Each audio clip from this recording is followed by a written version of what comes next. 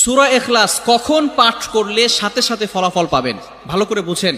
সূরা ইখলাস হচ্ছে পবিত্র কোরআনুল কারীমের ভিতরে ছোট সূরাদের ভিতরে অন্যতম একটি সূরা। তবে ফজিলতের দিক থেকে সূরা ইখলাস হচ্ছে গুরুত্বপূর্ণ ফজিলত, এবং এই সূরাটা এমন একটা সময় আল্লাহ পাক রব্বুল আলামিন নাজিল করে দিয়েছেন যখন আল্লাহ রাসূল সাল্লাল্লাহু আলাইহি ওয়াসাল্লাম দ্বীনের প্রচার করতে লাগলেন। এমন সময় আল্লাহ পাক রব্বুল আলামিন এক আল্লাহর দাওয়াত দিতে লাগলেন। তখন কাফেররা আল্লাহ রাসূল সাল্লাল্লাহু আলাইহি সাল্লামকে কোশ্চেন করলো যে, মুহাম্মদ, তুমি তো এক আল্লাহর দাওয়াত দাও, আমরা তো কোটি কোটি দেবতার পূজা করি, তারা আমাদের সমস্যার সমাধান করতে পারে না। তুমি যে আল্লাহর দাওয়াত দাও সেই আল্লাহ কয়জন এবং সেই আল্লাহর সন্তান আছে কিনা? সাথে সাথে আল্লাহ পাক রব্বুল আলামিন এই কাফেরদের প্রশ্নের উত্তরে আল্লাহ রাসূল সাল্লাল্লাহু আলাইহি সাল্লামের কাছে এই সূরাটি নাজিল করলেন, কুল হুয়াল্লাহু আহাদ আল্লাহুস সামাদ লাম ইয়ালিদ ওয়া লাম ইউলাদ ওয়া লাম ইয়াকুল লাহু কুফুয়ান আহাদ। আল্লাহ পাক রব্বুল আলামিন এক, অদ্বিতীয়, এবং আল্লাহ পাক